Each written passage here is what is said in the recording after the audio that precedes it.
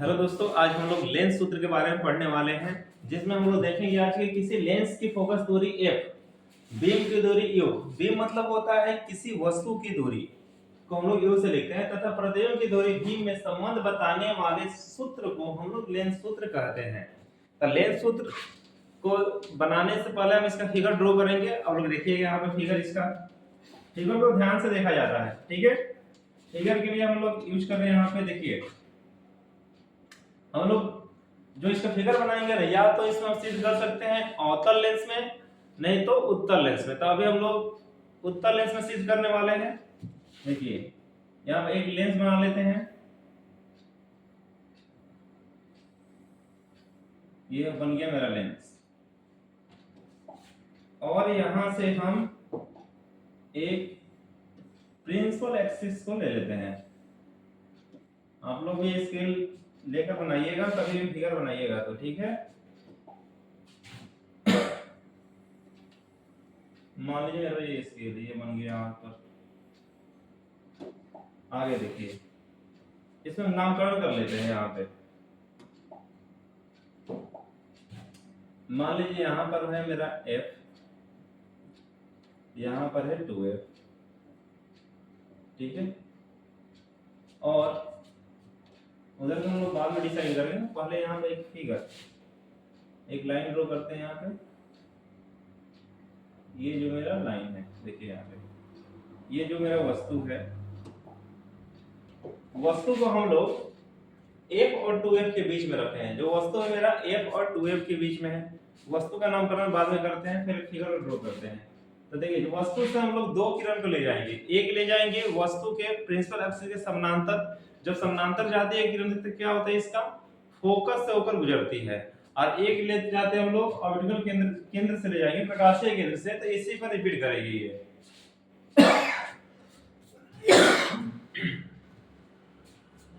तो यहाँ देखिए,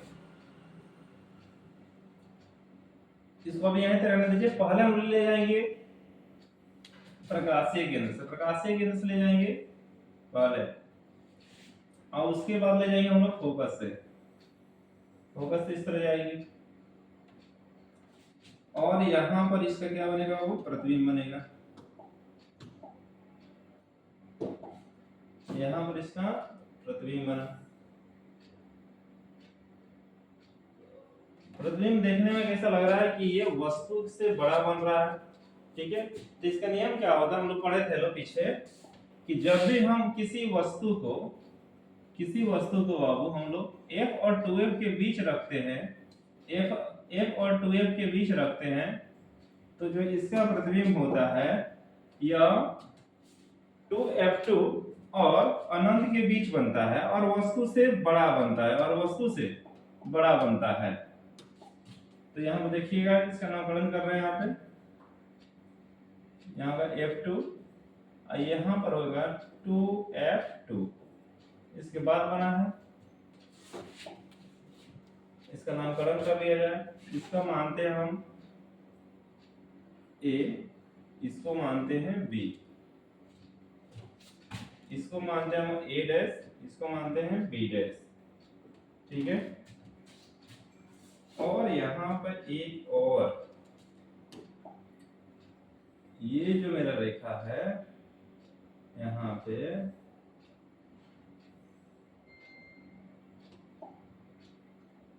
ये वाला, इसको हम भी किसी न किसी पॉइंट पे माना जाएगा।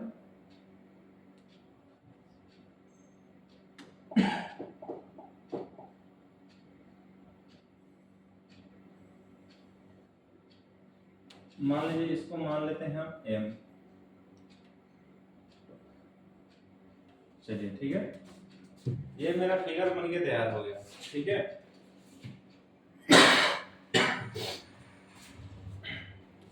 अब देखिए, ये मेरा फिगर बन गया। यहाँ किरण गई है, ये यहाँ गया है, और ये आगे चल के निकल गया। ठीक है, अब यहाँ पर देख रहे हैं कि दो समरूप त्रिभुज को देखना है मुझे। समरूप त्रिभुज लेने के लिए पहले हम लेंगे यहाँ पे, देखिए यहाँ पे त्रिभुज चित्र में बदलेंगे। चित्र में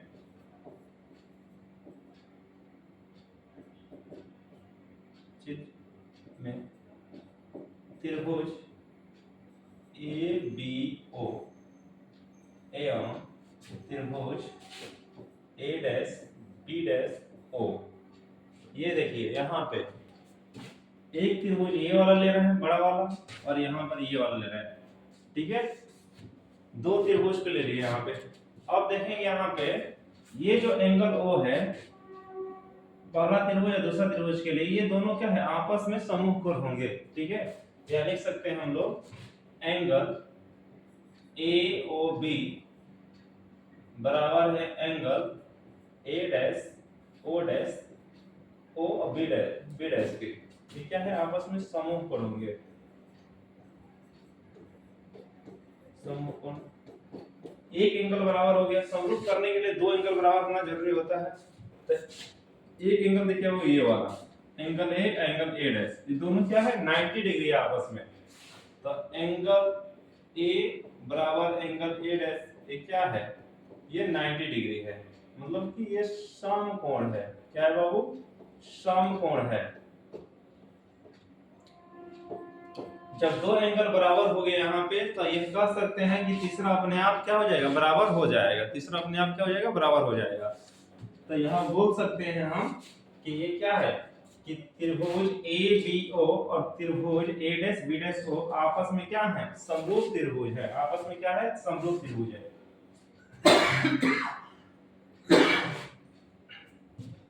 जब समरूप त्रिभुज होंगे तो त्रिभुज ए बी ओ समरूप त्रिभुज ए डैश बी डैश ओ। तो यहाँ पर देखिए इसके सब भुजाएं समान होगी, चाहे साइज बड़ा हो या छोटा हो। जब समरूप होता है तो सब भुजाएं आपस में क्या होती है, समान होती है। तो यहाँ पर ए डैश बी डैश बराबर बटा लिख सकते हैं ए बी, ये इसके बराबर होगा। और यहाँ बोल सकते हैं ओ ए बराबर ओ डैश, ये हो सकता है। यहाँ पे ओ डैश ऊपर रहेगा जब प्रतिबिंब और ऊपर लिया तो इसको मानेंगे हम लोग समीकरण 1, ये रहेगा हम लोग के लिए समीकरण 1। अब आगे देखिए इसी तरह। अब यहाँ दूसरा त्रिभुज जो है ये, तो उसके बाद हम लोग ये त्रिभुज लेंगे। यहाँ पे ये हम लोग दिखाई दे रहा है, एक यहाँ पर है और एक फिर हम लोग यही लेंगे यहाँ पे, ये जो हम लोग दिखाई दे रहा है। इसमें लेंगे हम लोग त्रिभुज, चित्र में पहले लिखेंगे चित्र में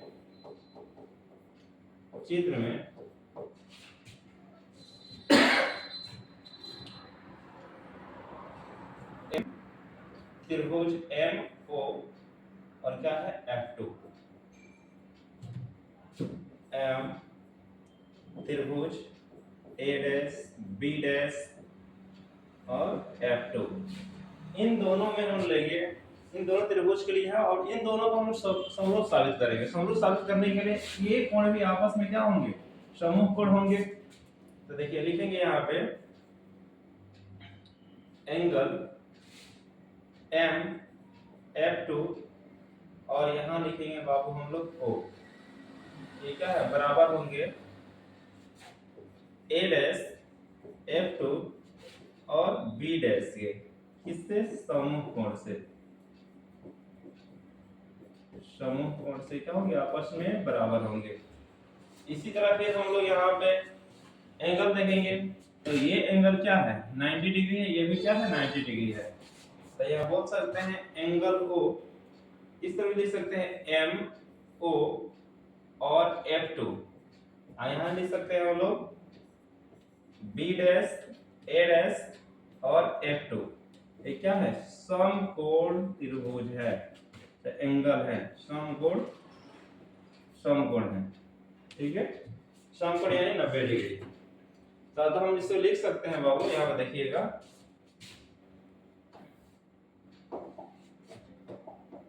यहाँ हो सकता है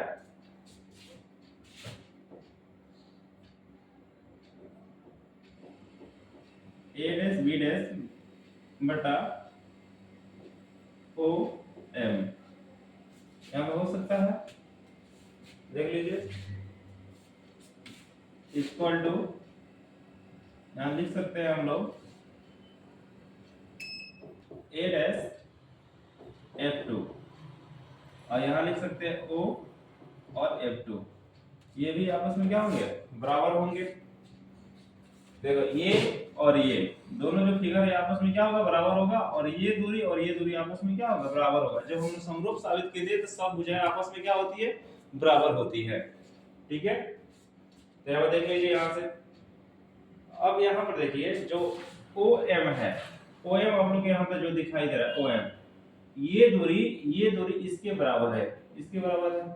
तो हम इसके बदले में ये लिख सकते हैं, यहाँ पे लिख सकते हैं ना, तो A डैश B डैश लिख सकते हैं AB, हो सकता है ना। ठीक है, देखिए यहाँ पर देखिए F A डैश F2 इसका मान मुझे मालूम नहीं है, इसका मान मुझे पता नहीं है, लेकिन हमको O से लेकर A1 तक की दूरी मालूम है और O से लेकर F2 की दूरी मालूम है। तो लिख सकते हैं यहाँ पे O A dash minus O F2, इतना में से हम लोग इतना को घटाएंगे तो इतना दूरी हमको प्राप्त हो जाएगा।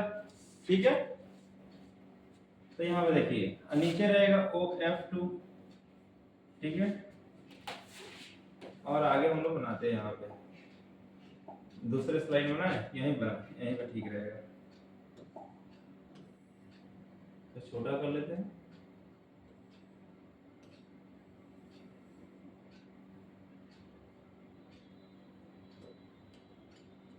यहाँ देख लीजिए, इधर बनाते हैं। अभी यहीं पे नीचे हल कर रहे हैं, यहाँ पे देखिए इसको हम लोग मान लेते हैं बाबू समीकरण 2। ठीक है, तो समीकरण 1 और 2 से देखिए यहाँ पे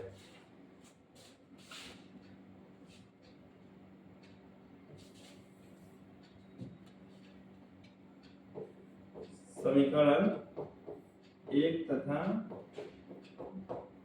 2 से, यहाँ देखिए समीकरण 1 है 2 है, दोनों में LHS बराबर है और RHS बराबर नहीं है। तो यहाँ देखिएगा OA डैश, यहाँ रहेगा OA, ये बराबर हो जाएगा बाबू OA डैश OF2 OF2।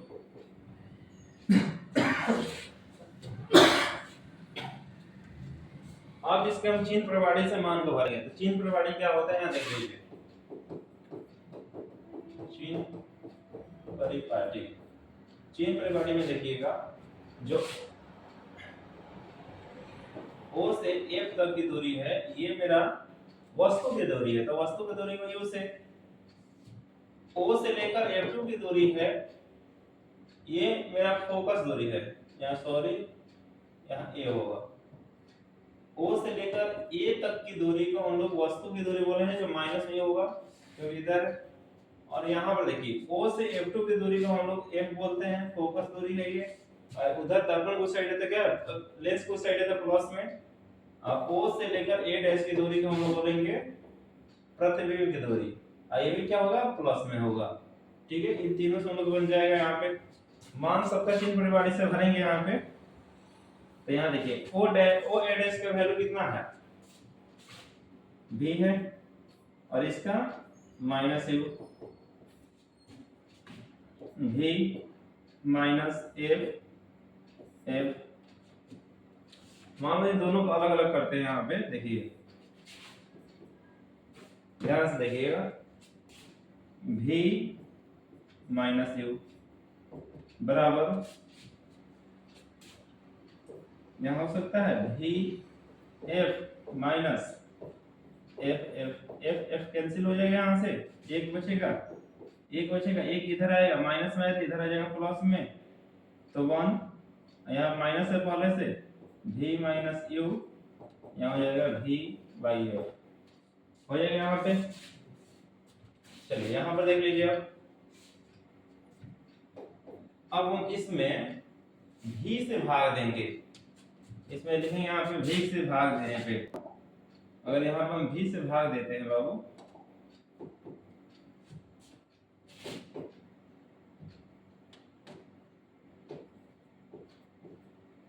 इस